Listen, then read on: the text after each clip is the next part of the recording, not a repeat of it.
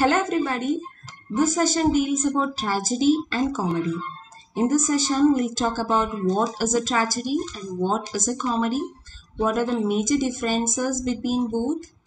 We'll also talk about the tragic and comic atmosphere when a tragedy or a comedy is being presented to the audience. We'll also talk about a pure comedy and a pure tragedy, which had its origin in ancient Greek and Rome. We'll also talk about the Greek tragedy, which acts as a model to the English drama, and the types of tragedies and the types of comedies. So let's begin the first one, which is the differences between tragedy and comedy. So if you look at a tragedy, it actually deals with the darker side of life. And the main aim of a tragedy is to inspire the audience with pity. So when they watch a tragedy, they feel so much pity for the protagonist for what they have gone through.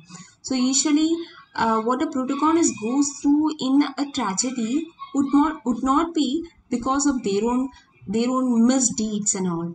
So it creates a sort of pity in the minds of the audience. So there will be a series of circumstances that lead to the unhappy fate of the protagonist that the audience feels so pity about.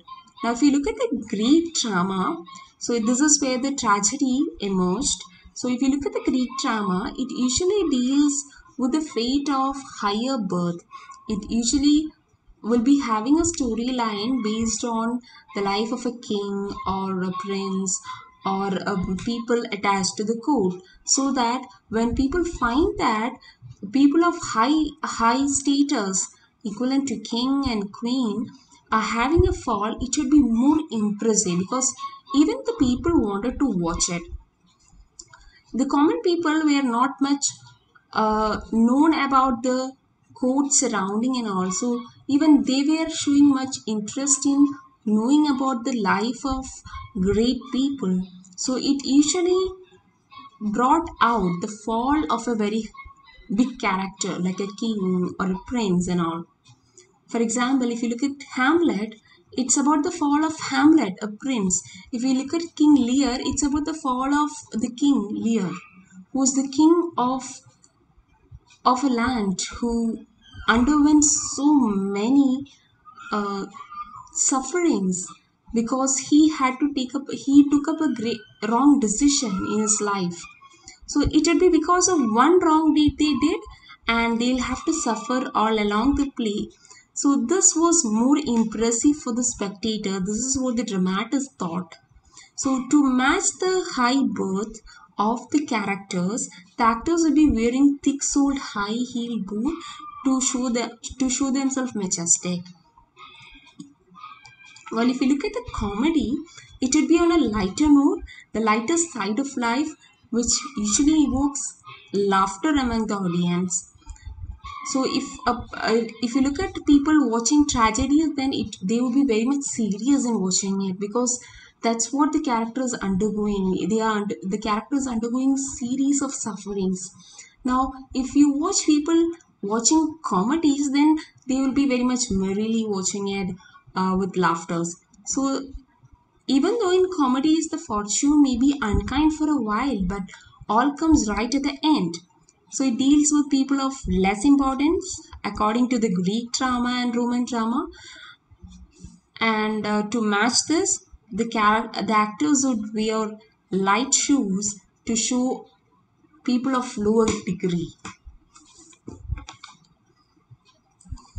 While in later literature, especially English literature, there were many tragedies of lowly life and many comedies of high society that became equivalently very much popular among the people. So if you look at the character of Thomas Hardy, Tess, a dairy woman, it shows about a tragedy of a dairy woman which was very much openly welcomed by the people of English. So those type of tragedies became very much popular in the later part of the timeline. So in Shakespeare's time also, Shakespeare wrote comedies on noblemen like John Falstaff, Sir Toby Belch, etc. So even that was very famous. In 18th century, we saw that there was a rise in a new type of tragedy called the domestic tragedy. So usually the tragedy was about courtly life, about people of very high birth. The protagonist to be either a king or a commander or a prince and all that. While in the 18th century there was domestic tragedy dealing with the life of common people. They attempted to use the characters and incidents of ordinary life as subject of serious drama. So play of this type were written in prose form and not in verse form. So if you look at the writing style of drama, we find that originally it was written in verse form, while in slowly in course of time by 18th century it becomes completely into prose form.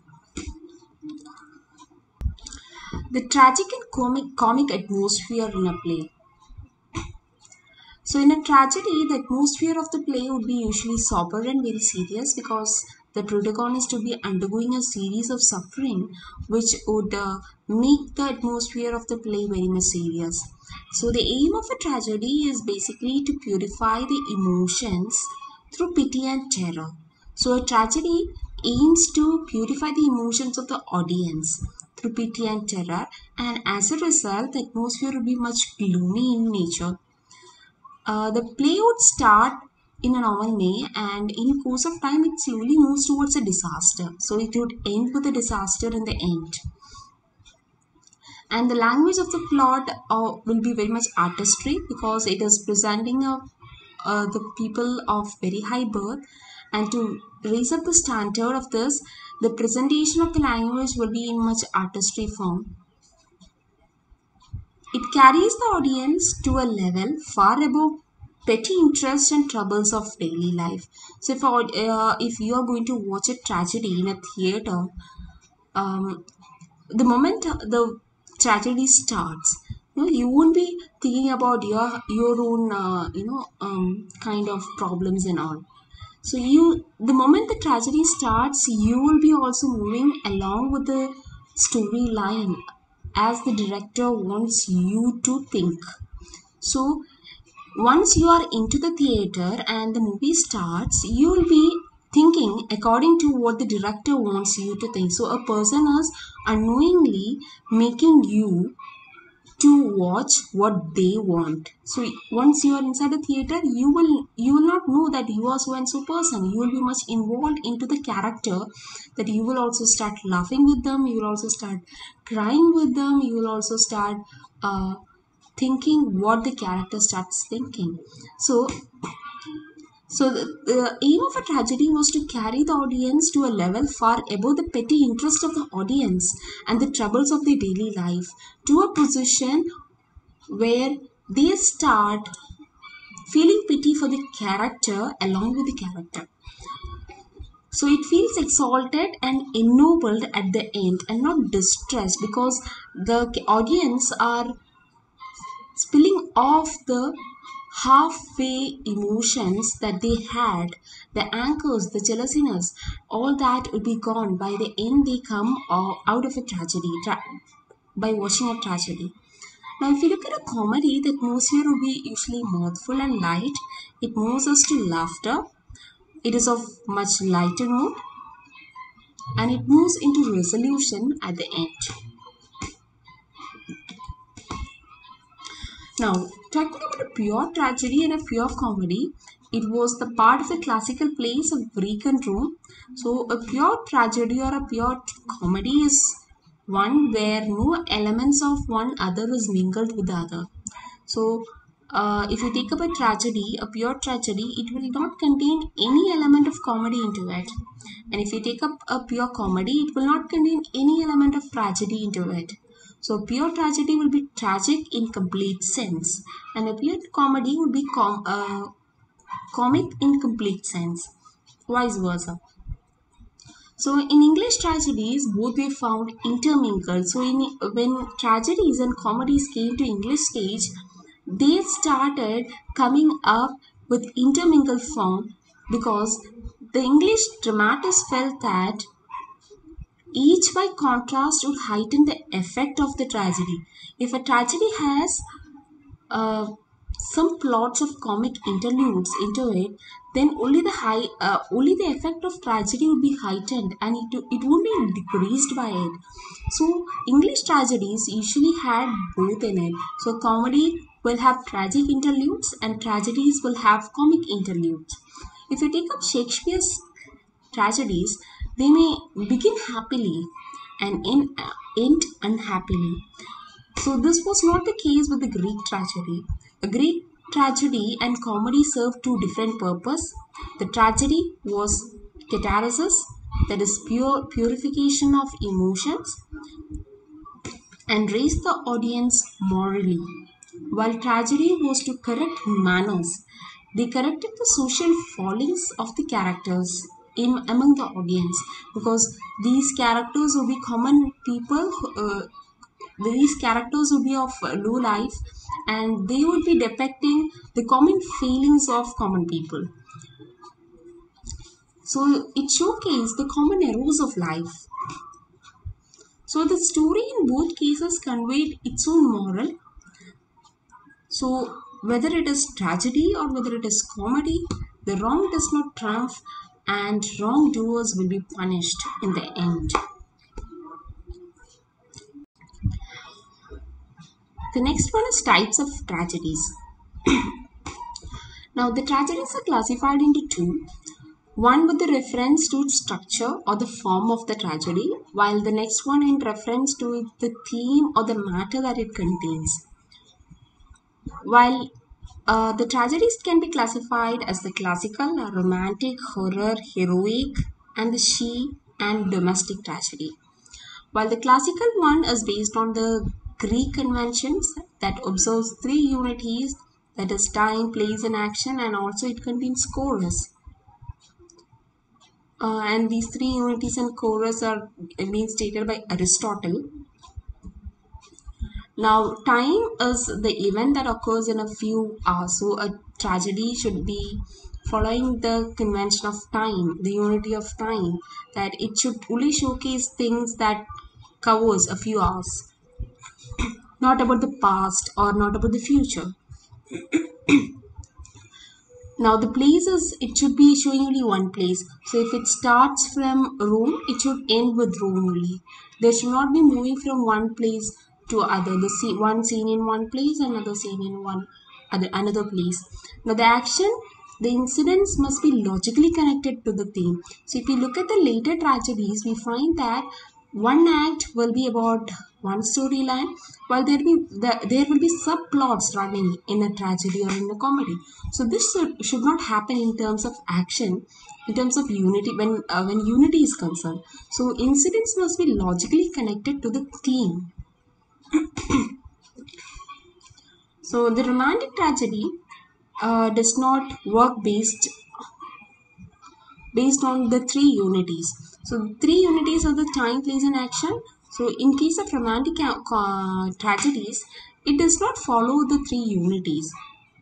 So it mixes the tragedy with the comedy and comedy with the tragedy, because they felt the other, when one mingles with the other, it heightens the effect of the one. Now action changes very often. So there will be subplots running in a storyline. Now it was popularized in England by Marlowe, and it also introduced subplots. Now horror tragedy is specializing in scenes of violence and cruelty. So on stage they will be showing very much violent and cruel scenes. While heroic tragedy deals with the exploits of sublime hero, while she tragedy is something that centers the female character and dominates, and she will be dominating the action. While domestic tragedy portrays the middle class life.